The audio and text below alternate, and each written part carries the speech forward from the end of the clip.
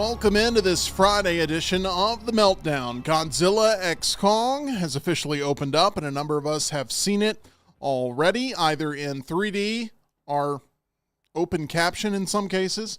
Is it worth your money? We will fill you in. There's a big brand new album out today from one of the current titans of the music industry that's creating some shockwaves across the interwebs. We'll discuss. And Lunce's list profiles the 5 studio sitcoms that John would have enjoyed seeing produced live and in person. It's all straight ahead right here on The Meltdown, presented by MyBookie and broadcasting live from the Culver studio. 2 big boys in a tiny studio, teaching you and me about everything they know to make sound. A meltdown, it's the meltdown, time for the meltdown, coming for the meltdown, let's start the show.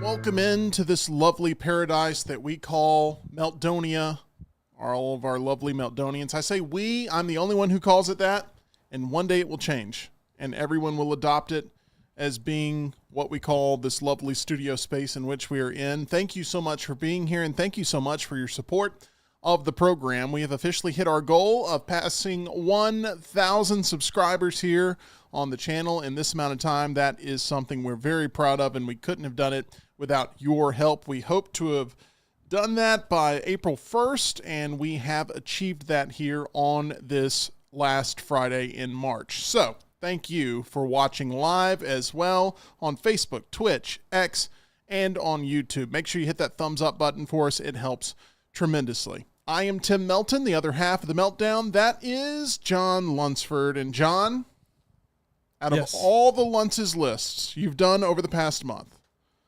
the question that I need answered is which one was the most difficult to produce and prepare for? Is there one that stands out among the pack? Today's. See, we did not plan this. This sounds like something we planned. We did not plan Y'all were rehearsing this. a minute ago. No, we did not. Oh, I heard them. Yeah. Y'all weren't even in the room. That is not true. Tim's been cramming food in his face in the last 5 minutes, so we didn't talk. There's a couple of things I've been doing over the past half hour I'm going to get into here in just a few moments. But yes, I was trying to make sure I was meeting my meal quota for the day. John, it's a journey we're both on, and I appreciate you being supportive of me, making sure I'm getting as much protein as possible here before we start the show. Thanks to our friends at Way to Wellness. Yeah, we'd make different decisions on when we want to jump in and have that meal. I went with the bars that I have sitting down here. You went with more of a meal here. So that's our plan. That's Tim's plan. That's my plan. Go to aplanforme.com. You can get your plan as well with Leslie and her whole board-certified team there at Way to Wellness. They'll help you out. They'll get you on the right track. They have me on the right track. I'm over 40 pounds down. They have Tim on the right track. We were down 18 collectively in our last weigh-in. We'll see where we are coming up in our next weigh-in next week. Just go to aplanforme.com. They can get you set up on the perfect plan. I'm doing it. Tim's doing it. Jim Dunaway's doing it. My dad's doing it. A whole family affair. Go to aplanforme.com for Way to Wellness. Producer Tyler is here as well. And Tyler, I've been wanting to tell you this all day, but I've waited until the show today. You're fired. Wow. I'm just kidding. That's not what I wanted to tell you. It was just a little bit of a joke. It's Friday. I feel like I don't think that one landed. Yeah. Well, you looked at me like a wounded animal. No. You should have just gotten up and walked out. No. Here's why I would I fire thought I you. knocked over the Joker poster at some point. Day one, I told you knock that thing over and you're done. No, I watched Winnie the Pooh Blood and Honey last night. Why? The original? Because the original. Because Tyler has been raving about this series, and I wanted to see the type of world in which Tyler was living in. And it will be the first and last time I watch The that first movie. one's terrible. I can't lie to you, Tim, and I told you that in This the is review. like this 10-season TV show is great. You got to make it through the first 5 seasons, but trust me, Well, once you get through it, it's great. There's a bit of a difference. I think you can skip an hour and a half worth of the world of Blood and Honey to just go watch the second one. That is better. Well, then you got to fully embrace yourself in the Pooniverse. These are supposed to be real-life creatures, but it's very much just men in masks running around in the first one. Yes. The second one, you're telling me the production quality gets better, and you start to believe that. Oh, it jumps up tremendously. I mean, it's definitely still a guy in a mask. It's not a feral bear that in CGI. I know but that, But I'm just saying it didn't feel like they went through everything that they needed to do to make sure that it broke the illusion. That's all. No, I agree. In the first one, Pooh Bear's mask is like completely smooth, and so Yeah. it just looks like a plastic yellow bear mask. It's not a good look. Probably because it is. Is he wearing pants? Because he didn't wear pants in the cartoon. He wears a flannel and overalls. That's not my Winnie the Pooh. That's not my Winnie the Pooh either. Okay. We'll get into this more. All I hope is now you go watch Fast and the Furious. Now that you've watched Tyler's favorite movie of all time, you can go watch mine. Wait, let's not make that my favorite movie of all time. Like, I don't want that to be on the record. You are the one that led me down those woods, and I decided to watch it. Rockstar's back with us. Hey. Rocky, you may or may not know this. All right. Beyonce has released her I did country know. album, Act 2 Cowboy Carter. It's 27 songs, 1 hour and 18 minutes to get through the thing. Gadsden, Alabama gets mentioned on the very first song. Variety said this, quote, as a whole, Cowboy Carter is a masterpiece of sophisticated vocal arranging, laid out on top of mostly fairly stark band tracks. It's not as if she ever laid off that great trick of her trade, even in a dance-based album like Renaissance. But here, her brilliance at rendering self-harmonies is pushed up to the forefront in a way that might not have been as easy to focus on for a listener since the days of Destiny's Child covered Carol of the Bells for a Christmas record. It's bliss. Who the hell wrote this? That's a hell of a review. I mean, like you can't live up to that. How much were they paid Yeah, to but say write somebody that? that Beyonce I mean, it's paid. also a publicity thing, but you can't live Jay-Z up to paid. that. You can't.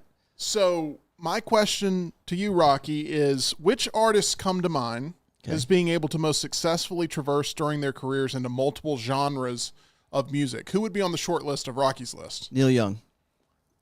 Right Neil off Young- the bat. Yeah, Neil Young can go from Crosby, Stills, Nash and Young. Then he can have it's amazing how his trajectory has been because he doesn't care. I'll do a acoustic album and I'm only going to tour small theaters, and then I'll do clubs, and then I'll come up with a full blown rock album, and then I'll do stadiums. I'll do a world tour. Like he picks and chooses what he does. He can do country.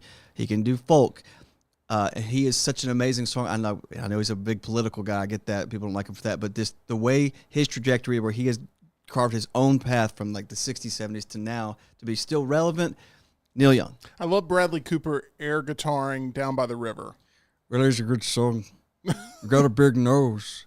Why did you It have still to sounds like Robin Williams to me. I don't know. does sound like I, Robin Williams. I still Whoa, hear hot- Buffalo Bill from Silence of the Lambs. It puts the lotion on the skin. That's what I hear. Or it gets the hose again. But that movie, why did you have to have that voice? Like, why did you have to add that? For Silence of the Lambs or for Stars Born? Stars Born. Okay. Silence of the Lambs, yeah, let's make him super weird and creepy. I Puts get the that. gaga on the skin. Yeah, but it's just like I didn't understand. Like I got to talk like this. That's going to make my character so much more. I wanted to be you. I always wanted to be like you. Can you, if in that movie Bradley Cooper needed help moving a piece of furniture, what would that line sound like? I just need help putting this couch in this van. Okay, it's Buffalo Bill. stuff. Could you help, please? Yeah. Okay. It's really dark. Sure. You take the back. Yes. That was a traumatizing film when it came out in 1991. Yes. We have Brian who writes in, not going to lie, every time I hear the word Pooniverse and it popped in my head, I chortled like Vern Lundquist. Do we need Vern Lundquist in the Pooniverse? I think we do, John. That would bring you in. That's what would finally get me to watch it. Is if old Uncle Vern's in there. We have Jeff who says, Tim, come on over and watch Fast and Furious. I'll fine-tune the surround sound and cook. Can I come, Jeff? I'm good. So You and John can go through the whole series. Jeff and I can tag team, make you watch all the movies. Could you watch the entire franchise over the course of a Friday, Saturday, Sunday if you had to? Friday night, Saturday, Sunday. 11 movies, roughly a little over 2 hours on average, I'd probably say. So I don't know, do the time and see.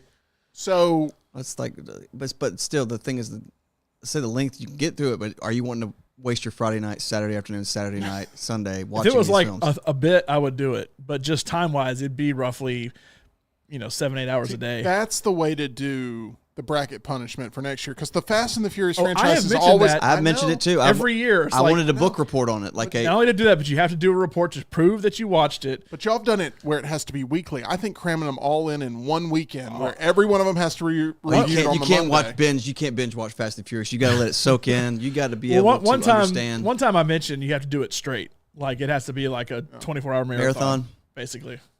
John, we have a guest at the window. We're good, do. thank you. No, I'm we sorry. always welcome our guests. Let's see, who's at the window right now? No one, and they're just coming in. Kramer missed their cue. What is Tyler, switch to the door. Switch to the door. There we go. There we still go. don't know, I think.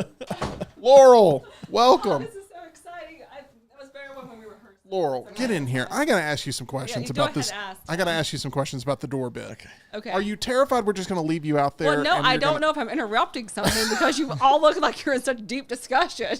We always are in deep We discussion. never have that deep discussion. one person's on their phone, just got a lot going on in here.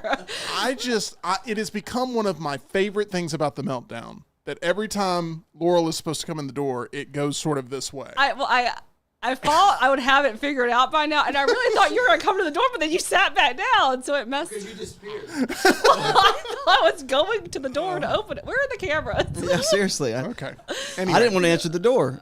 I had a do not disturb thing, but they want you in. That's fine. welcome, Laurel. We're so happy to have you It's so here. exciting to be back. This is very, very exciting. And you actually appeared at the perfect time because Okay, we're talking about a subject that I think you know a thing or two about. I'm ready to hear it. Beyonce's new album. Yes, I've been Have you listening. listened to it? I have been listening to it since 6 a.m. this morning. me So tell you're probably you- on track 21. 27 songs, hour and 18 minutes. I'm going to, spoiler alert here, I love it. I think it's awesome. I was it's surprised when awesome. John It's a told big no me, for me, dog. When John told me that you were really interested, or like that you really liked the first two, and I was like, oh, because that doesn't seem like the type of music that you listen to. I'm very versatile with my music that I like. I listen And to all sorts it's of growing things. on me. There's several tracks that I really like, a few that I'm like okay about, but I really like that Bodyguard song. That's probably my favorite that I've I heard will so always far. love you. Is that what And it's called? her rendition of Jolene is Thank you. interesting. Yeah, I'm not real high on her Jolene. But Dolly Parton's, her intro to it, that's great. Dolly Parton's on there. Willie Nelson is on there. You know Miley who that is? Cyrus. Willie Nelson. Post Malone. Yeah. Can I just have an album of all those people without Beyonce? Post Malone's making the rounds. He's gonna be on the He's Taylor gonna be on Swift Taylor's album, album too, yeah. in the Post 3 Malone was weeks. in Roadhouse. If you watched it last weekend or you did watched not. it this week, I will not. Post Malone's in Roadhouse. Post Malone I has like been Post injected Malone's. into a lot of things lately. Yeah, I like Post Malone's music. I don't necessarily. I love the cover though. care for the I actor. think that is. I love the Cowboy Carter poster. I think that, or the album cover. I think it looks amazing. We have Steven that says, I would listen to a Post Malone country album, and I'm not a Post Malone fan. Oh, I would do that too. When we talk about versatility in music, Post Malone can do anything. He really can. He's good. He was on Howard Stern. I don't know if you guys are Alice in Chains fans, but he covered a song by Alice in Chains called Them Bones, which is a heavy, heavy rock song, and he did it with like a choir. And it's just amazing. He's a big Pearl Jam fan. Respect him for that. I don't dislike Post Malone. I wish I could look more like him. It's a cool look. But no, he's a really talented guy. Like what did he do in the Super Bowl, America the Beautiful? Yeah. Yeah. He did, yeah. It's just Which he's was versatile. very country the way he did. Yeah. Yeah. He's super versatile. There you go. Neil Young and Post Malone. Post Malone was on the Elvis Christmas in Graceland show that they did on NBC around the holiday He season. was on that. And his version of Devil in Disguise Yeah. just blew away the internet. They absolutely loved it. I think So- Post Malone and Chris Stapleton are the two most versatile people out there. When I hear Stapleton? Chris Stapleton. T-Pain is actually very, very close because he did country and rock on his last album. Even though he's kind of canceled now, Justin Timberlake, I feel like he could. Justin Timberlake's pretty I feel like he versatile. could do country. Chris Stapleton has done a lot of R&B, country, pop, like in live performances, Rock. not I mean, recording. yeah. But Did like, Andre 3000 just come out with like a flute album? He did come out with a flute album. Yeah. I don't know.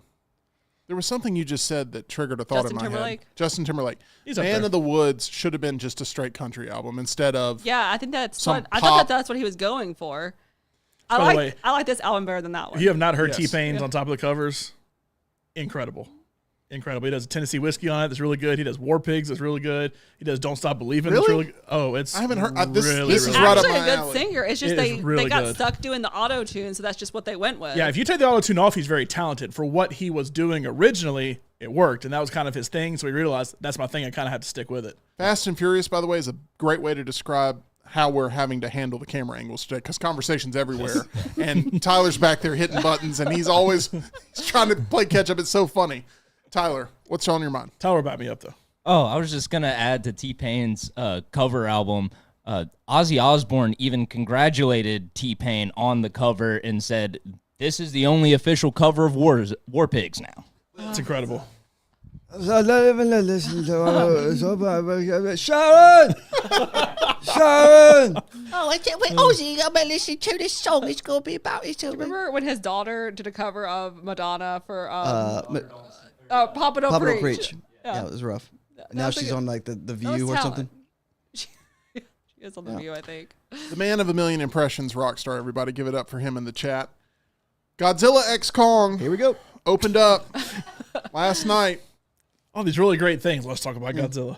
Director Adam Wingard was reportedly watching the film. I think we have evidence of this. Yep. We had a correspondent on the ground. It wasn't any of us.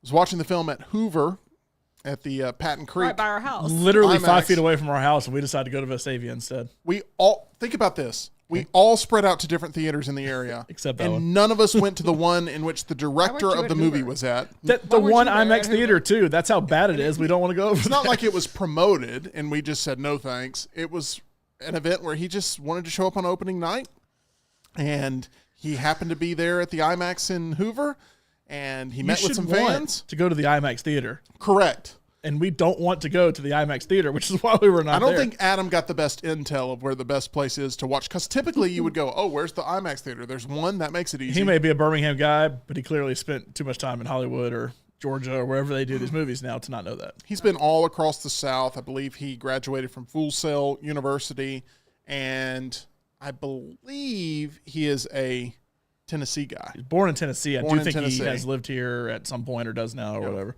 This is what he said about the movie. He said, quote, "In the development phase, my motto was simplicity is key. And so I knew that if we created a smaller cast, we could create a more intimate story." He was telling the Hollywood Reporter, quote, "We can still spend time with the human characters, and at the same time, we can spend more time with the monsters and not shortchange one or the other." Getting the blend of human attention and Titan attention, we all knew was going to be one of the missions of getting that proper percentage in this film. Godzilla versus Kong felt like it was more 50-50. This feels more like it's 65-35. Is that fair, John? 65 Titans, 35 humans. I would only put it at 60-40, 55-45. Not to get, I'd have to get into spoiler territory why, but I feel like there's still, for me, too much human element in it. We're not going to get into spoilers here on the live show, but we will be producing a spoiler review for you to watch over the weekend. You can go see the movie yourself, come back, watch the spoiler review, but no spoilers here on the live show, other than to say, yes, Godzilla and Kong are in this thing. Correct. And they're in it a lot, and you have our out-of-the-theater reactions that are also on the channel. Tyler, I know that your review, out-of-the-theater review and reaction, you basically said, don't plan on going to the bathroom unless you plan on missing a monster fight. You felt like this thing was jam-packed with monster fights. Yeah, that's why I'm so confused when John says there was too many humans. I had got to- up to quickly go to the restroom, was maybe gone for 90 seconds, and Godzilla had already Tyler, fought like an underwater Here's the monster. thing. Hold on, Tyler. You got to wash your hands after the bathroom, okay? Oh, I 90 did. seconds. I did. No, you got to at least wash for You guys 60 spent 90 seconds. seconds washing. Anyway, sorry, go ahead. I needed to go to the bathroom about 30 minutes into it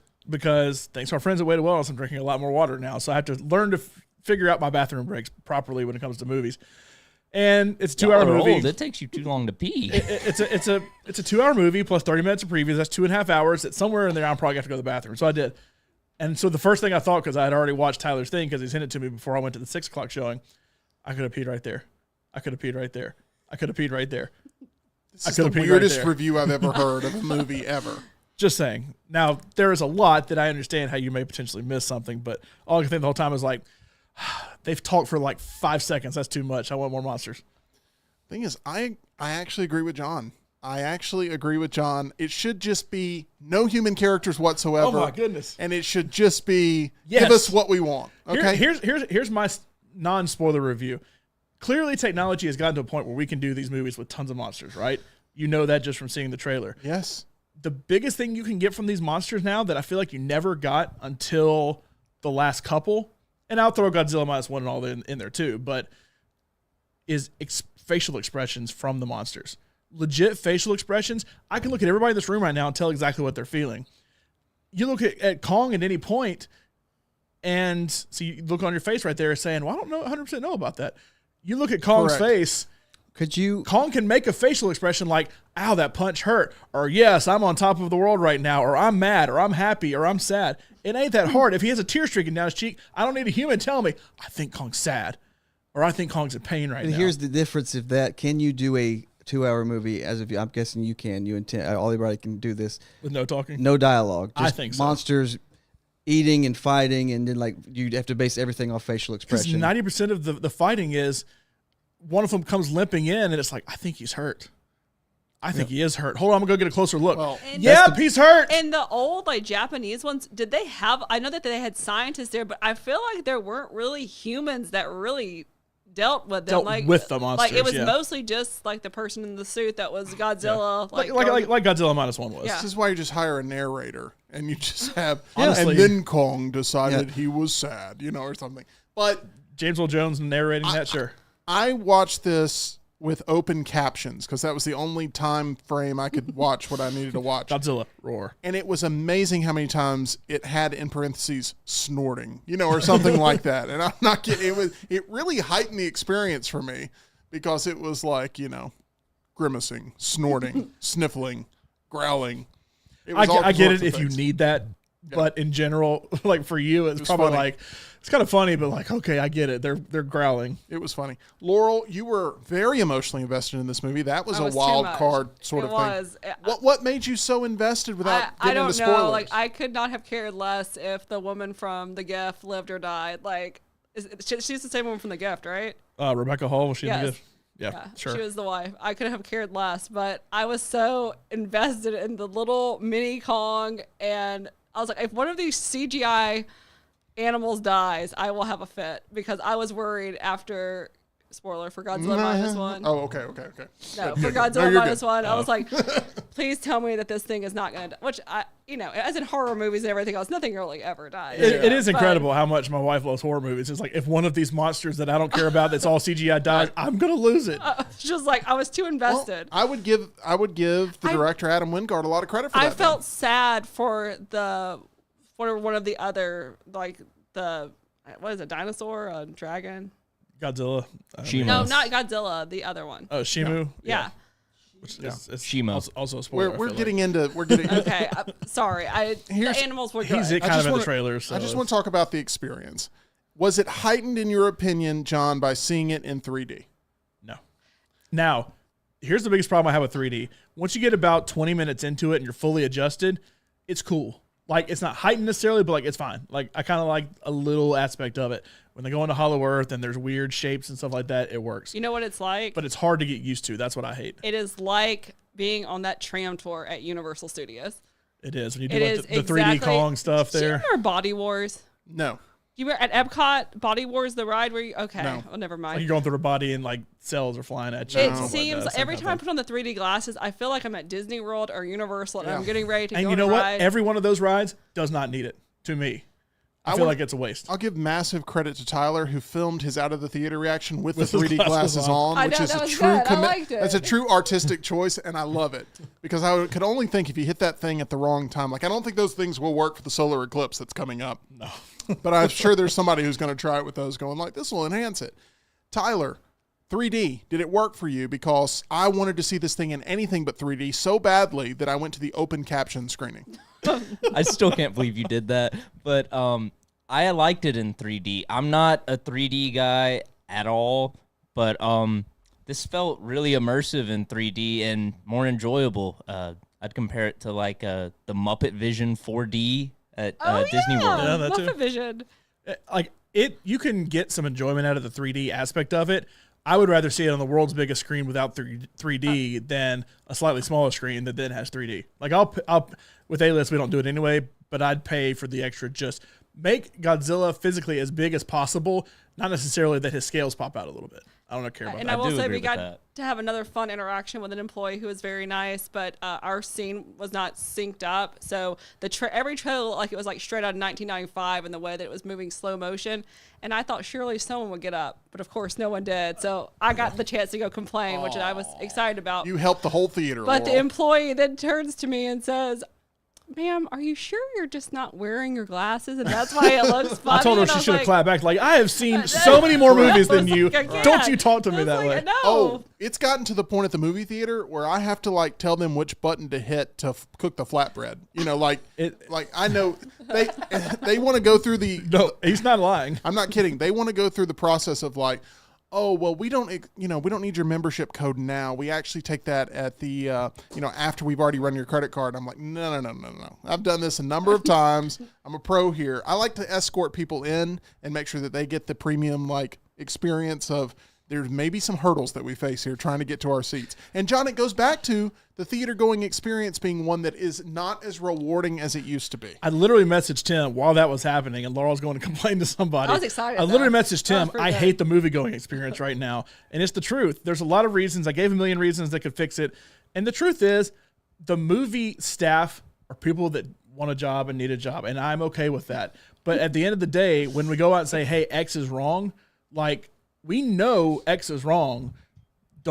This sounds bad. Makes it worse. This sounds bad, but like, don't talk back to us. We know that whatever's wrong is wrong. Go talk to the proper person to fix whoever needs. There's somebody who handles that thing that's wrong. It's like we're fighting to save cinema, All and things- you're just looking to get an Rockstar, hourly who has wage. worked in a movie theater, is like, y'all the people that I hated. Yeah. You're yelling at people that have no power. Yelling, we're not Or yelling. you're complaining to people that have no power. It's not like I hate you. Why is this not happening? It's No. like, hey, I think the screen's out of sync, and then they clap back. You just don't have your 3D glasses on. It's like, Well, I agree we with haven't that. You gotten to shouldn't that clap point back. yet. Because there's a certain point where they say, put on your 3D glasses now. That's when you put your 3D glasses on. There's literally instructions for all of I this. went So to go the ahead. movie theater to go see the animated Grinch movie with my family. They start playing the movie, and there's no sound whatsoever. So what do I do? I get up, I go to the front counter, and I go, hey, there's no sound in our film. Can you restart it? Because we're missing a bunch of points that we kind of paid to see on the film. Oh, yeah, no problem.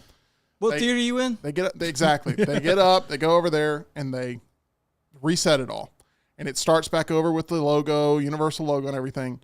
And it starts playing the Jim Carrey Grinch. Like, it's a completely different movie. And That's I'm a good like, save, though. At least it was that. so now I'm like, okay, now I have to get back up and go back to the counter. I'm like, hey, guy, I'm sorry. I told you the Grinch wasn't playing. Yeah, well, it should be playing now. I just checked it.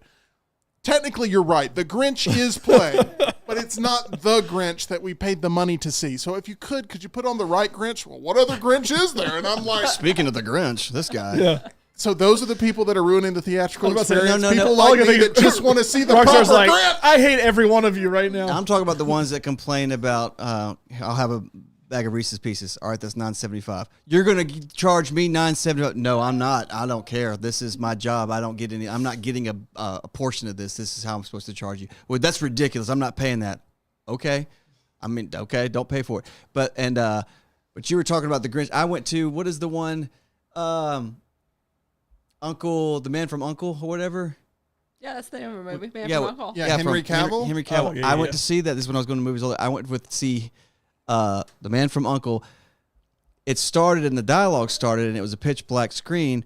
The dialogue of Man from Uncle was playing, but the NWA movie was playing. What was that? Straight Outta Compton. That's a very different And experience. the first scene is like pretty a good. shootout. Instead but of the you got, Man like- from Uncle, it's the and Man you- from Oakland. And you got audio from Man from Uncle, and like I think there's like 5 people in there. There's like a 2:00 showing on a Friday, and I was like, this is, and I had to go tell it, but I hate being that guy. But like, that's a legitimate complaint. Yeah. Don't complain to me about how much popcorn costs. I am the most understanding of like, I got to go to a 3D movie, and you're going to charge me to buy the 3D glasses. And like, But what do you no, think about I'm this? not. This is the reverse of this, right? I went to the theaters the other day to watch Ghostbusters Frozen Empire, thanks Sorry to for the your audience loss. sending me to send that.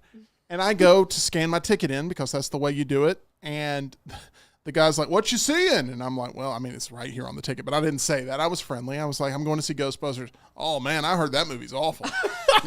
And I'm like, oh, well, yeah, I've kind of heard similar things, but I guess I'm gonna go see it myself. But it was like from the minute I'm coming in, it breaks the illusion of like, welcome to the theatrical land. It's like, oh man, you're wasting your time. When we went to go see, she went to go see Immaculate, and I went to go see Ghostbusters. Those that guys same thought weekend. that was weird. That was on We were you, going to though. different movies. It's like, what's wrong with you? And I'm like, I'm sorry. The best I was just that he wanted went to see over and Ghostbusters. told all the other employees, and all Yeah, the then he other told employees everybody, hey. turned around at the same time. They're like, "You're not going to see Immaculate with Hey, your you wife?" should laugh at him. He's not going to see a movie with his wife. What a baby. It's like, oh, okay. Anyway, the theatrical going experience is Sounds one. great. It's very fragile. I feel like right I'm missing now. out. Yeah. Popcorn's really good. It's very fragile. Hey, this is one thing I couldn't stop thinking about during the showing of the movie. There's a character in this where there's a plot point of them having a major dental issue, a major tooth issue, and I He's could not even not lying. help but think during this individual should just go to my friends at Alabama Dental Associates and it would all be taken care of. I'm They can so take happy. care of Kong's teeth. I wasn't going to say who it was, but yes, I think so, Tyler. My That's a bigger gosh. spoiler than what I said. I think that's good promotion for them. Anyway, yeah, Kong Please- has a please toothache. continue. My gosh. I'm so happy to have found a solution. By the way, Tyler, you're fired. I'm so happy to have found a dental solution in my life located on Grants Mill Road. Alabama Dental Associates, led by Dr. Jeff and Dr. Brian, make sure their patients are always comfortable with the dental care in which they are receiving. They have all the latest technology, so you know you're receiving the most advanced care possible. If you're nervous about finding that perfect dental team, reach out and try them for yourself. They can help you feel at ease knowing you're taking care of yourself the right way. For more information or to make an appointment, call them at 205-956-8977. That's 956-8977, or visit alabamadental.com. They look forward to seeing you.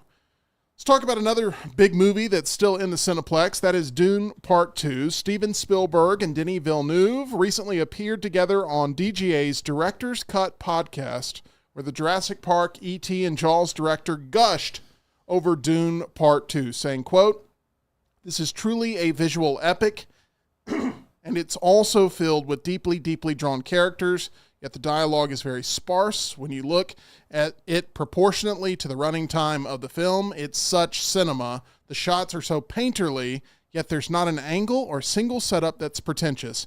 You have made one of the most brilliant science fiction films I have ever seen." I know you guys have gushed about Dune Part 2, but do you think this Spielberg, I mean, this has made all the trades, this has been put out there, that Spielberg's fully behind Dune Part 2 as being really one of the best sci-fi movies ever made? Do you think that will help it have even longer legs here as we approach a time of year where more and more people are flocking to the theaters? It will make it have longer legs. It will help it come award season, that it already would have been nominated for a lot of things, but to potentially win things, because this is not a movie that I would typically expect to win a lot of the major awards minus technical stuff. That if Steven Spielberg's getting behind you, of all people, the absolute greatest director of all time, that helps. Laurel, it's a big vote of confidence for sure. That's the highest praise you probably can get right now in Hollywood, Yep. right? I think so. There was a Steven Spielberg that came out on this date in 2018. Do you remember what it was? Post. No, Not War Horse. the Post came out Christmas time. Ready Player One came out Oh, on yeah. this Oh, day yeah. in 2018, and nobody remembers it. And I'm not just saying this group, but I was trying to prove a point that it is the least talked about blockbuster type of movie that has existed over the past few years. And I think it's really, really good. I mean, I've I watched it love probably- I've watched it Ready probably Player You One, have it on all the time. Yeah, I watch it all the time. but no one talks about it. Am I right about that? No one you're- discusses that. I feel film. like what was more talked about was when the trailer first came out and it had all, like, you saw King Kong, you saw Chucky, you saw all the different things that they paid. So that's what cost so much money, was they had to get the rights to all that stuff. That's what the Shining scene. Yeah. Those are the things that I remember about the movie. The Shining scene, More the than girl the from movie House of the itself. Dragon is in it, and all the pop culture references. Oh, so good. And all I of think it. it's the kind of thing that, like, well, I should get into this a little later, but it's the kind of thing like my parents can go see, knowing that I'm all about that stuff and they've consumed that stuff because of me. But that, like, if you say, hey, what's your favorite Spielberg movie? There's a million movies they're going to name outside of that. What's your favorite action movie? Tons of movies they're going to name.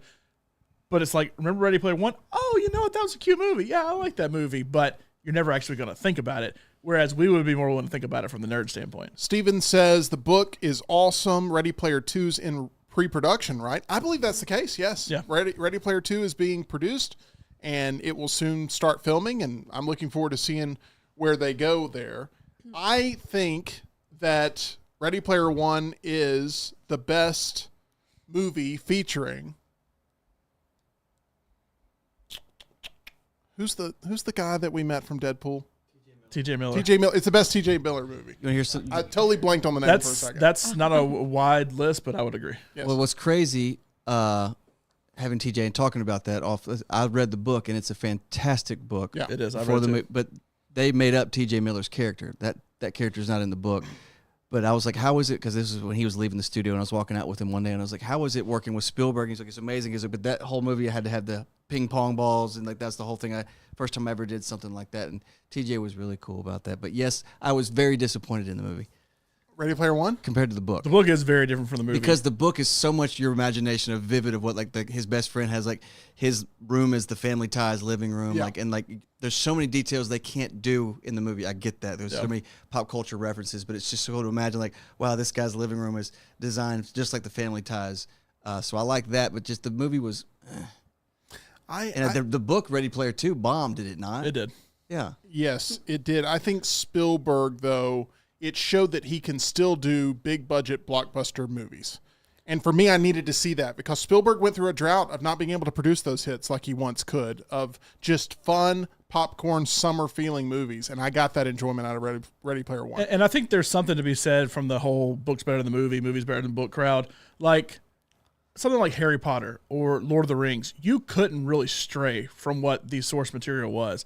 I feel like the movie Ready Player One takes the soul of It does. the book and creates a movie out of it, as opposed to we're going to make an adaptation, because I feel like it's not an adaptation hardly all, but it's the same kind of basic thing.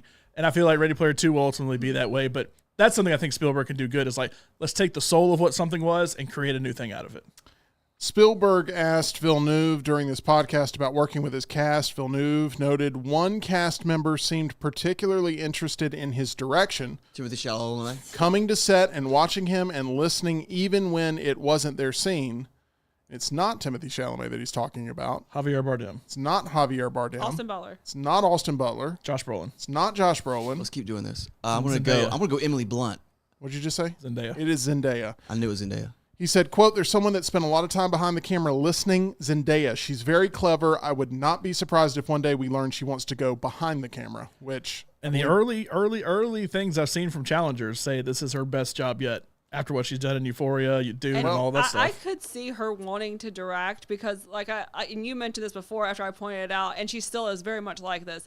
I feel like she will marry Tom Holland in the next very few years. And she's mentioned wanting to start a family, and I feel like if she doesn't really want to act, like, directing would be, like, a perfect thing for her to do. Like, if she is wanting to start a family or maybe be at home more, which she's kind of expressed interest throughout her interviews, I think that'd be because I think she even directed a few when she was on a bunch of Disney Channel shows. Yep. I think she did a few of those as well. Variety just put out an exclusive report saying that Euphoria Season 3 seems doomed. Correct. And here's the reason.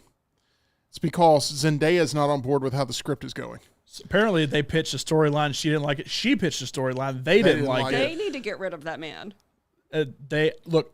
It was my number one of most Talking about anticipated Sam thing. Levinson? Yes. Yeah. Isn't he in the doghouse with HBO? Because He's the in the Idol doghouse with- We bombed watched so The badly. Idol, Yes. the original pretense for The Idol, and I have seen some outtakes of what it was originally supposed to be when it was done by like a female writer and a female director. It looked amazing. It was basically showing Lily Rose Depp as kind of like a Hannah Montana character. They would have like a fake Disney Channel show. That seemed so interesting. And then instead we got what? The Weekend with a The Cult. Weekend. It was- That never want to take a shirt off, but that poor girl. And Lily Rose Depp never put a shirt on. Yeah. Basically, I think they wanted Zendaya to be like a private detective, older and be a private detective, and she's like, I don't want to do that. And then I think she wanted to be like A pregnancy surrogate. have a pregnancy surrogate kind of thing, and then they didn't want to do that, which I also This think that season would of be- television is doomed. And It's not happening. And they said that it was going to be 5 or 6 years into the future because they said that way it would be more normal for them to be doing drugs and having sex. So HBO wants this show to exist because of the wide demographic of people it brings into it, but it just feels like at this point that the shark has been jumped and there is no chance of bringing this all-star cast back together. There's someone else who's at the top of the charts when it comes to their stardom on the rise, and that is Rockstar, Timothy Chalamet.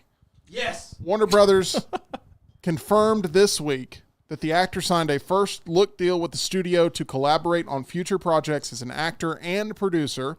This doesn't mean that Chalamet can only make Warner Brothers movies, just that the studio is entitled now to the right of first refusal. So basically, they're putting their stamp right on Timothy Chalamet, and the terms of the deal were not released, but it is a multi-year agreement, and you can bet, John, that Timothy Chalamet is seeing a lot of money for this agreement, where we're seeing now he's going to start making probably into the double digits of millions for starring in films, and this all has to do with the success of what he's had here recently within the past few months. He's had Dune Part 2, and he's had Wonka, and both have made tons of money globally, over $1 billion between the two of them.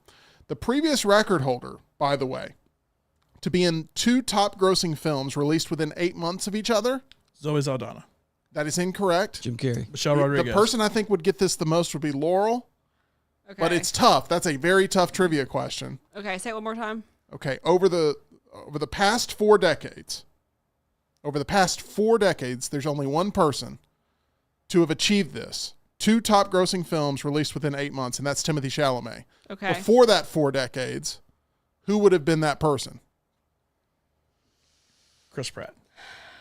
4 decades ago. 40 years ago. Oh, it was 40 years ago. Correct. Oh, I thought you were saying within the last 40 years. 40 it's years it's ago. about Bill 40 Murray. years ago. Oh. The correct answer, Jamie Lee Curtis. Oh, is it Jamie Lee Curtis? it's one of your favorite movie musicals of all time. That would have been John Travolta? John Travolta with Grease and Saturday Night Fever. That was a big hit. So it hasn't happened in a long, long time, and Timothy Chalamet is raking in the bucks. because he posted about this on Instagram the other day. John Travolta did. I didn't know that. And he was like, I'm in such good company. Yeah, Travolta had that record for a long time. He's probably just slightly heartbroken that that record is now gone to Timothy Chalamet. But Chalamet in a statement said, quote, "These are studio heads who believe in real movie making, and I'm so grateful for their support as an actor, producer, and collaborator. This partnership feels like a natural next step. Let's go." And I heard that in Sick Nasty Heat voice, by the way, when he said, "Let's go," in the quote. But my thought to you, John, is that Timothy Chalamet is now officially an A-lister based on this and based on this first look deal. Which means we need to start pronouncing his name correctly. He pronounces his Well, first there's- name Timothée. No, he does not. He says Timothy's fine. He's gone on record and says that he's willing to take that pronunciation however. I mean, there's a lot. I mean, remember Travis Kelce and Jason Kelce had a whole thing with their dad, and they said the name's not pronounced Kelce, it's Kels. And you know who said it correctly was Bruce Springsteen. Did you see that the other day? Yeah. So, but then Travis Kelce's like, everybody calls me Travis Kelce. I don't care. So that's the same kind of thing. It's the same thing. Timothy Chalamet's. Hey, you know what? When he's gotten money off of Timothy Chalamet, he's fine with it. You know what? He's going to win an Oscar at some point, and when he wins, they're going to say it, and the winner is Timothy Chalamet. They're not going to say whatever else. Yes, I thought it was already one of the top ones out there. Call Me By Your Name is one of my favorite movies of all time, and it kind of started there, even though he actually started Interstellar. It's a small role, which I obviously love as well. Beautiful Boy was incredible. Little Women, Lady Bird, ton of movies that critically were really good, not necessarily the box office draw. Now he's the box office draw as well. Speaking of Warner Brothers, Max, all of this, Rockstar, you've been doing a deep dive on House of the Dragon Season 1 in preparation for Season 2 that's coming up in June. But I think you have a question for the class here. I do. It's not really about House of the Dragon. It's just something that happens in House of the Dragon. Where are you guys on extended sex scenes? I'm just saying, like, are you... Is it necessary, or I am more of the insinuation of it? Like this, there is insinuation when a guy throws a girl against the wall, and then they close the door. I was like, oh, I get it. That's what's happening. I don't need to have the over the top. This is great for a 12 or 13-year-old because it's like, oh my god, all these naked girls. But I think they extend and that's just. I know that was a big. I haven't seen Game of Thrones, and that's a big complaint about Game of Thrones, and also people love Euphoria because of that. But where are you guys on? Is it so necessary? To be, and I'm not a prude. I'm just saying, like, does it really add to the story to have not a 10-second scene, to have like a full-blown minute and a half scene of just like an over-the-top orgy? If all you need for the character's development is to know they did it, then it needs to be quick innuendo and move on. If you need, and I think there's a little bit of this in House of the Dragon, if you need to explore the whole scene of what happened to develop what the character is understand from a that. love-hate relationship, from a forceful, not forceful relationship, whatever it may be, then I think it's okay to drag it out a little bit. Now, Game of Thrones went over the top with a lot of it. I think it was kind of like Euphoria, for really no where reason. they kept doing it Right. more and more, and then people were like, we really don't really need that much One of those people anymore. that love it too. I'm just saying, like, is I feel like House of the Dragon does it the perfect amount. Like, it's there, but it's not like There's a Right. couple that are constant. longer, but it depends on the setting of it. Yeah. It depends on who's involved with it. It depends on what the outcome of it's going to be, to where if it helps develop who the character is, then I think you kind of have to show what it is. And then once you've developed as far as you need to go for people to have an opinion on it, you can move on at that point. Well, see, the interesting is the only time I have time to watch this on my laptop here, and I got people walking behind me, and like, oh my god, and I gotta be like, I'm sorry. Like, it's just like that's the kind of stuff where, like, is there?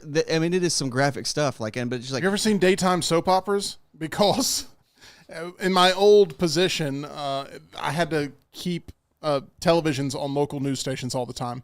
And there would be daytime soap operas where, I mean, it's pretty graphic, and people would walk in, and I'd be looking up at the screens, not because I'm watching it, but because I'm monitoring all the different, and they're looking, they come in and they look up and they're like, oh, what are you watching? And I'm like, the on local Fox 6, news I'm just sorry, went yeah. off. oh sure, buddy. Yeah, exactly. So I understand what you're talking No, about. but that's another thing. But it's not like I'm a prude. Like, oh, I can't believe I'm watching. But it's just like, okay, I get it. Like, this is a little excessive. I get it. You know, Like, there's a they're- position now called intimacy coordinators on Hollywood Yeah. sets.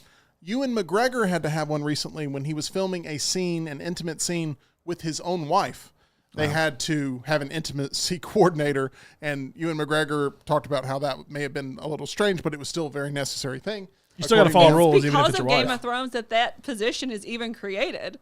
Well, Tina Fey did Conan O'Brien's Conan Needs a Friend, and they're talking about, she was like, I will never, it's in my contract, I will never do a sex scene. And she said, because if you think about it, she goes, nobody wants to see this. And she's insinuated about her body, but she goes, like, also, you have so many people in that scene that are filmers, like photographers and directors and producers and everything, and there's just so many people like, this is over this, we need to go lunch, and they have to see you naked. Speaking of HBO, the only person on probably one of their biggest shows on Sex and the City, Carrie Bradshaw, who's played by Sarah Jessica Parker, is never naked in the entire show. And that was doesn't- written in Same was Zendaya on Euphoria, too. It was the same thing, like that. She was like, I want to do this, but I am never going to be naked for a show called Sex and the City. It's very odd. We don't even have Not those odd, type of but- contracts here with the next round. At any point, the clothes could just go. So just Oh, be you haven't prepared. seen mine. Okay. Anyway, we Moving have on. Steven that says, Rocky, just say it's for Meltdown research whenever somebody asks you any questions about it. Okay, well, there's I some. promise, Tim and John made Yeah. me do this. But why do you keep pausing it? Well, I'm trying to see if they left a Starbucks cup. Yeah. It's a good reference. I'm not Yeah. seeing Game of Thrones, yeah. And the right family, I too. peruse Good. the internet. Go ahead. How do we transition from this? There have been a lot of sitcoms filmed in front of a live studio audience over the past several decades. While John tends to prefer single-camera sitcoms like The Office or Parks and Rec, the task of which of the more traditional sitcoms that he would have liked to have seen up close and personal will today put Lunsford in the spot of the audience that's viewing a live multicam taping as it's being produced. Which shows would he have liked to have had an audience member ticket to? Let's get ready to discuss the picks on another brand new edition of Lunce's List. What is this? What is this? Nonsense list, nonsense list, oh. What is this? What is this? Nonsense list, nonsense list, oh. Nonsense list to find. Nonsense list to find. Nonsense list to find. Nonsense list to find. All right, John, the question is this. What are the 5 multicam sitcoms that you would have liked to witness tapings of firsthand? That is the task. Got to be honest, sitcoms aren't my thing. But Great setup. sitcoms are very much my wife's thing. So They are. I have been subjected to a lot of sitcoms I may not have watched otherwise. Well, before we get into a situation where the chat is tearing you apart, And my wife. did your wife make this list? She did not. And 'Cause she'll she get- gets and- accused of Why did this. everyone No, think she gets accused of this. of it, and she'll get mad at my list, I'm sure. So thank you for bringing her in on this day. Anyway, just not my thing overall in general. I like, all the other shows we talked about today pretty much way more than a sitcom, but there have been some that I've consumed. Here's the next question. Do you plan on keeping the glasses on for the remainder of the episode? I need to take them off. I was trying to be like Tyler leaving his 3D glasses on. I feel like at this point... Here's the other thing. I have so many 3D glasses in my car because... So, all right. You should recycle them. Anybody that sees me when I come into the office, I always come in with my glasses on. I don't want to take them off, and I don't want to look at anybody until I have to. And I don't mean that. Look me in the eye. I don't mean that in a mean way. I just mean I'm not a morning person. No, I don't want to talk to anybody until I'm ready to go. So I sit down at my desk, get going, and then I take my glasses off. However, when I travel, I always have them like this. So I put them like this. We go to the theater. I usually take my glasses off when it's 3D, hand them to my wife, say, put this in your purse because I got to wear these stupid 3D glasses. The minute we get done with the movie, I take them off, put my 3D glasses like this, like they're my real sunglasses, and I go to my car. I have a stack of them sitting in my car. So, movie employees, I'm sorry, I've stolen all your 3D glasses. You can complain to them about that. You made me keep I them. was going to say, I'm starting to figure out where the bad guys in all of this. Oh, yeah. Lunce, here's what I need you to do. Secure us a Lunce's List camera shot. That's for sure. Laurel, I know you are a sitcom fiend, which is why I do love the sitcom. Exactly why I need you to help Sauce us fiend and the sitcom fiend. with this.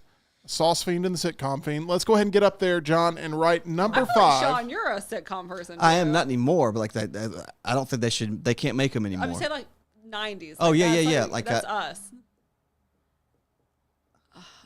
Oh. 2.5 Men, is this what that's going to be? Never seen an I'm episode. going to be honest. I know that this show was owned for years, and I know he made millions like Charlie Sheen did, and it was always number one. I have never met a single person who has watched this show. Like, I talk to people, and no one has ever watched the show. Now, a lot of these are going to be because my parents watched the show, me growing up, and my parents were all about 2.5 Men. It fell off a cliff, obviously, once Charlie Sheen left, and then the kid left. But Didn't they replace him with Ashton Kutcher? They did. They did. The biggest reason it would have to be original cast, 2.5 Men with Charlie Sheen. I like the woman that played Berta, Conchata Farrell, I think her name is. She was funny. I don't care at all about John Cryer. There's some new show that they've been advertising forever, huh? Ducky. Sure. Which I know what we're talking about, but I don't care about that either. I don't care about him. There's some new show that I guess CBS is touting. This list is doomed from the start, by the way. I care about no one on this show, but I just said I like Charlie Sheen. know, You know, How like, did you not get the Ducky reference? okay, I've seen Pretty in Pink like once. And that's because you made me watch it. But more of a Breakfast Club person. Look, I don't necessarily care about John Cryer. I like Charlie Sheen. So when he left and it's Ashton Kutcher, who I'm okay with, I just didn't care. He's in a cult, I think. Okay, see, I don't know what's that. this is how I feel trying to explain the rules of Meltdown Triple Threat Trivia. I'm interrupted constantly. Yeah. Anyway, 2.5 Men, I feel like I would walk in, my parents are watching it, I'd sit down and watch. Yeah, it's kind of funny. Like, I kind of get it, but then I feel like in person, being a part more of the action, really paying attention to it, it would be funny. You know what you've done? What? You have signified to everyone else that Laurel did indeed not come up with this list. So that dispelled that rumor really quickly. I honestly forgot this show existed until you just wrote this up there. Look, there's I love 2.5 Men. People in the chat like it. Oh, you know. yeah. Oh, There's still a lot of reruns on. people love this. It was rated number I feel one. like it's a so big someone syndication had show. been watching it. I just have never known anyone personally that People watched it. love this show. Love this show. I feel like this is mainly like a dad show. My dad's into it. You said your parents watch it too, Lunce. I guess There was somebody in my life where they were like, the only show I like is 2.5 Men. Are there any shows like that? And I was like, I don't know right off the top of my head any other 2.5 Men type shows, but it's like, I only want 2.5 Married with Children. I don't know. You want to go with that's that? a good one too. Is that on the list? No. We'll have to see. Not a big Married with Children fan. Number You know, like when 4. they cheer when they I was like come when Kelly walks in, woo! For 2 straight minutes.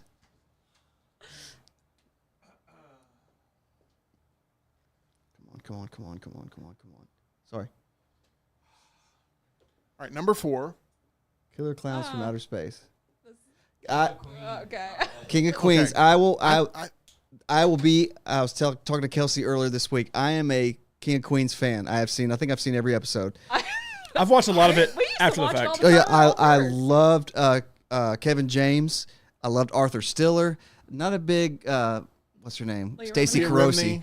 Stacey Carosi from Saved by the Bell. But but she does make the show. But I think that show, Patton Oswalt's great. I loved that show. That's John, a guilty That's a pleasure. good- that's I'm a with good you, one, too. Rockstar. That's a This funny one. this cracks me up every time I watch it. King of Oh, Queens. it's one I didn't watch until syndication after the fact, but it's the kind of, this is the peak show that for a while there, It wasn't during COVID, but there was another time where I had a lot of off time, whatever it was. Maybe I'd quit my job or something. I don't know. And I would watch a lot of Family Guy. And then after that, on every station that Family Guy is syndicated on, King of Queens would come on after that for a while. And I would sit down and watch it. It got me into it. I thought Leah Remini made the show. It's probably the only thing I like Kevin James in. The only Adam Sandler movie that I like with him was I Now Pronounce You Chuck and Larry. I thought was kind of funny. But outside of that, I do not like Kevin James. Hitchy was great. I have not watched Kevin Can Wait. Is that the show that they did after the fact? It should have just been a reboot of this show. Yeah, I never watched that. I did really like Patton Oswalt on it, Stiller on it. I liked the core cast around it. Plus, it taught me a lot about UPS, or I think it was IPS. The show, but it taught me a lot about the world of UPS, too. One of the funniest scenes, they go to see Doug's parents, and Doug finds out his dog died.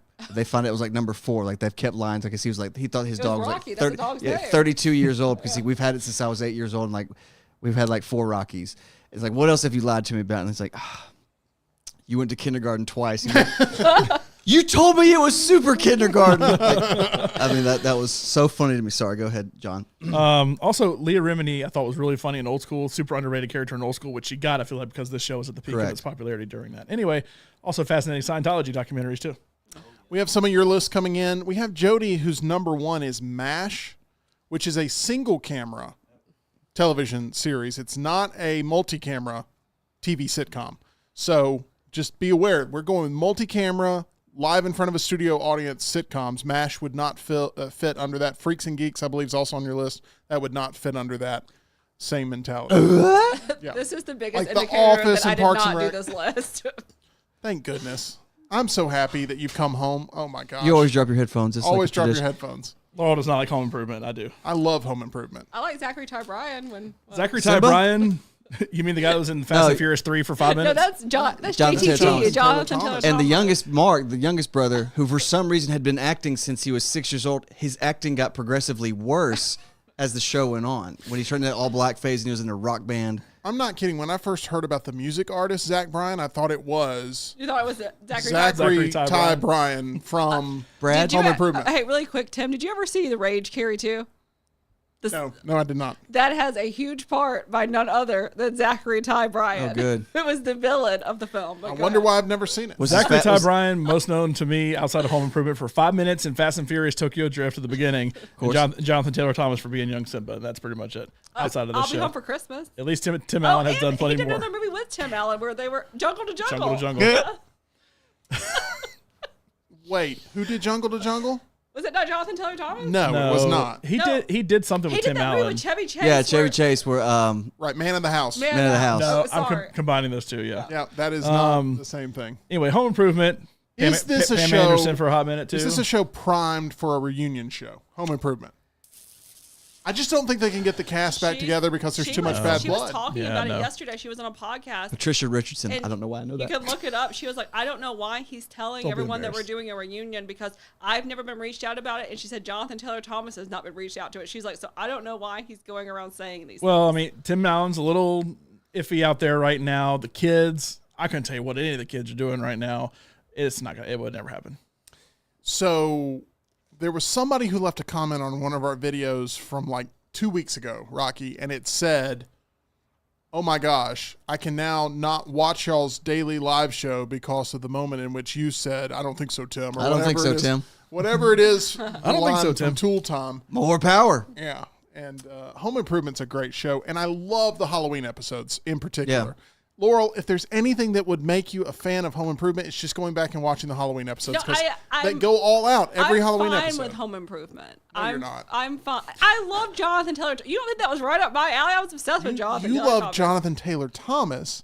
You do not love Home Improvement. I Don't liked act like you love Home Zachary Improvement. Ty Bryan. I like His name is Brad.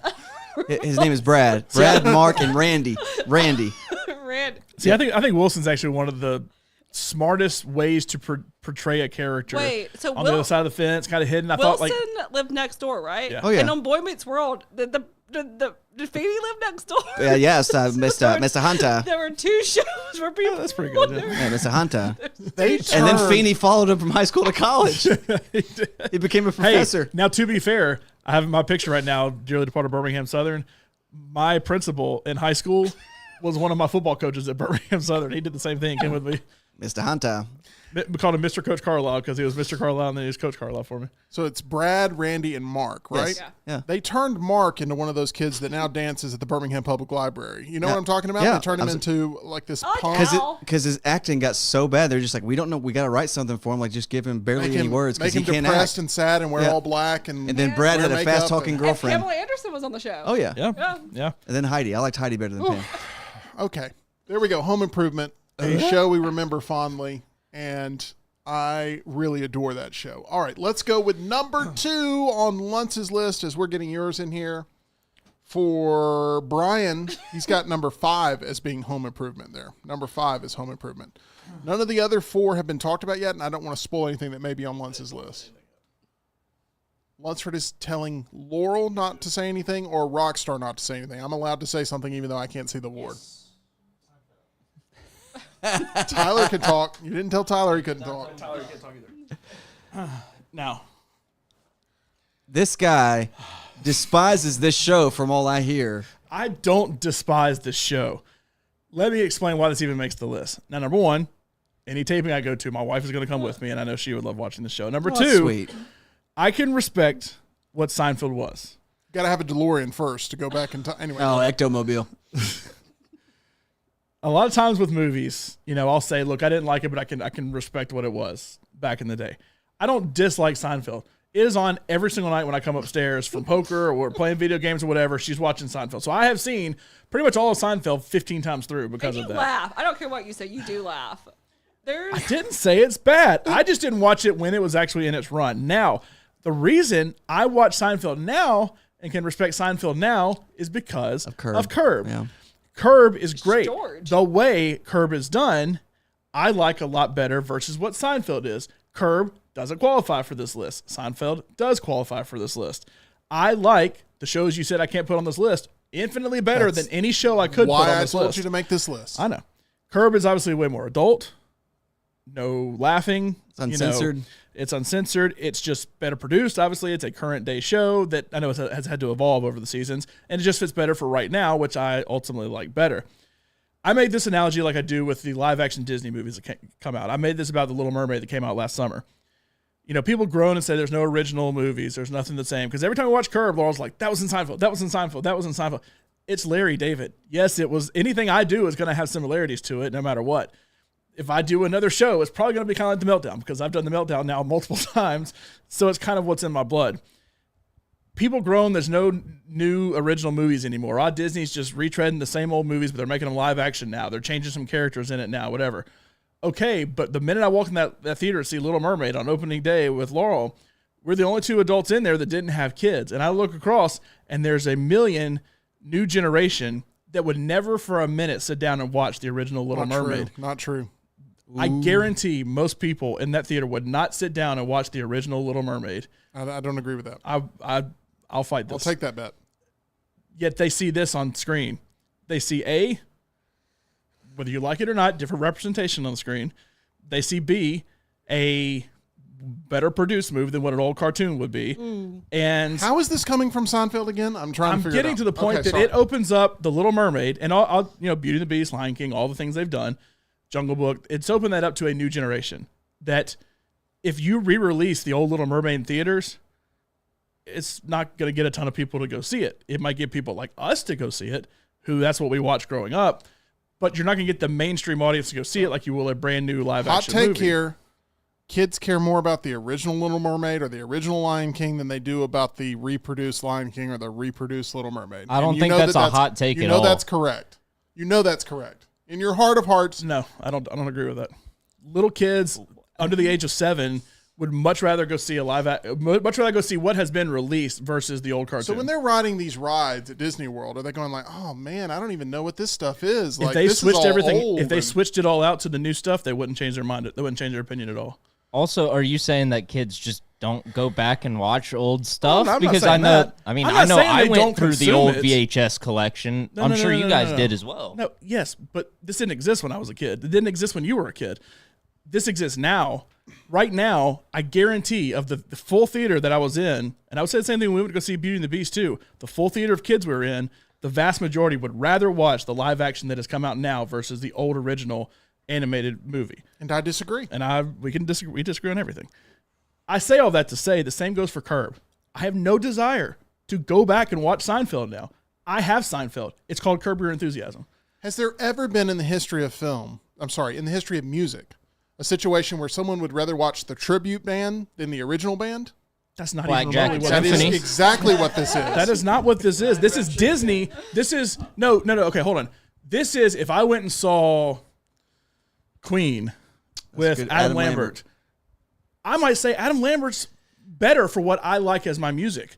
That doesn't mean I don't respect Queen. Well, for the brain reason, Brian May has said like we don't want a guy that sounds like Freddie Mercury. We loved what we did with him. That stays there. We're going to try to go on, and Adam Lambert is not trying to be Freddie Mercury. So he's being a new American Idol generation of people that like Queen now. So they are selling tickets, and it's just like this guy's just trying to sound just like Freddie Mercury. It's not the same. But how many of those people would have 100% rush out to see Queen if it wasn't for Adam Lambert? Now, I don't know. yes, plenty of people would, but Adam Lambert is the American Idol generation. That is a Correct. name. There's a reason it's not called Queen. It's called Queen with Adam Lambert. I think these Disney remakes are making people bigger fans of the original movies than they are making bigger fans of the actual remakes. But that's not what I'm saying. I'm not disagreeing with that. It's making people bigger fans of Disney movies, period. Okay. But you would rather look. It's like, oh, what's the source? I mean, and no kid's gonna say this. I want to know what the source material was for Little Mermaid. Now their parents may It's based say, on a true story. now the parents may say, let me show you what I watched as a little kid, and you may watch it and you may like it better. But if you were to just say, hey, we completely did the Little Mermaid animated the way it used to be, it's not going to sell. It's like you can't do a comedy the way it used to be. So you're It's just the telling way me- the world is right now. In your opinion, you're telling me if I watched Blood and Honey 2 right now, and I've never seen Winnie the Pooh, and I went back to would I be disappointed? This is a good conversation ender. I do think so. Let's go ahead and get to number one. You don't know on the lore of Lunce's Christopher list. Robin and everything. It doesn't work for you. Here's what I was saying. There are people confused of what is a multicam show, what is a single cam show. Anything with a Laugh track is basically a multicam show, or anything with audience laughter is a multicam sitcom, and anything that is dead quiet when jokes are made is pretty much a single camera. Like Brooklyn Nine-Nine would be a single camera show. Parks and Rec, The Office, Arrested Development, Veep, those type of shows. They're all single camera. Multicam studio shows, Hanging with Mr. Cooper. Big Bang Theory. This is a wild card. Okay, again- That's what you chose. No Fresh Prince of Bel-Air on this list, by the way. Again- Friends? Okay. Friends? I will agree with John on this one too. Although you've got 3 CBS shows. Yeah. No Cheers? I do think Chuck Lorre does a good job. The Big Bang Theory, I gave it like the first 4 or 5 seasons, and I thought it was really. I know it just trashes like over the top nerd stuff, like just bashes like how bad they are. But like I think Adam Parsons is amazing. Jim Parsons. Adam Parsons is good He's too. coming back for the finale for that. Bazinga. Young Children, Alan yeah. Parsons project pretty good too. Oh, man, you beat me to it. What, I was Alan going to make Parsons? the joke, yeah. Why so serious? Now, here's some honorable mentions I had before I get into why I chose Big Bang Theory. Happy Days did not have a live audience at first, but it did for the most of its run. That was my number 6. Hey, Fresh Prince was right behind it. Why was he so Okay. old with those like high school students? he was 27. Have y'all seen Grease? You love Grease, right? You didn't make Yeah, compliments really. about 35-year-olds roaming the halls with their facial hair and their leather jackets that didn't fit. So calm down, Laurel. Sandy. Okay? Those kids were not kids, right? They were Grease Lightning. But They flew away in a car. What's so unbelievable? He wasn't even in school. The others were at least Put in those school. kids in Euphoria, and it's going to be like, what are these grown men doing? Exactly. Which is what Euphoria is. Anyway, good Lord. Cheers. I Love Lucy. I Love Lucy more after diving into what I Love Lucy is. Good Obviously didn't answer watch there. it. Brady Bunch? Don't care about Brady Bunch. Okay. Full House? Full House and Family Matters were the ones I had as honorable mentions. Now, Big Bang Theory. I didn't seriously watch this show. I have probably consumed the vast majority of the show in general because, once again, this is a syndicated show that will pop up a bunch of times. My parents were obsessed with the show. And the biggest reason I would want to go see this is probably the show that's the perfect blend of everything between me and people that do watch sitcoms, like my parents, like Laurel, like anybody in here. That it's Like just everyone but me, basically, is what you said.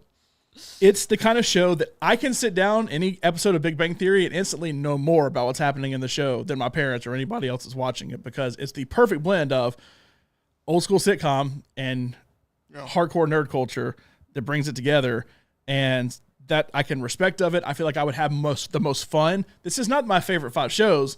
I would have the most fun for the Big Bang Theory. I would appreciate it more if I watched Big Bang Theory. The whole reason Seinfeld even made the list, it ain't one of my 5 favorite shows, but I could appreciate it now going in my DeLorean back and watching a taping of Seinfeld. It's a terrible car, though. And you get a lot of street cred telling everyone you saw a live taping of Seinfeld. You would get a lot of street cred. Correct.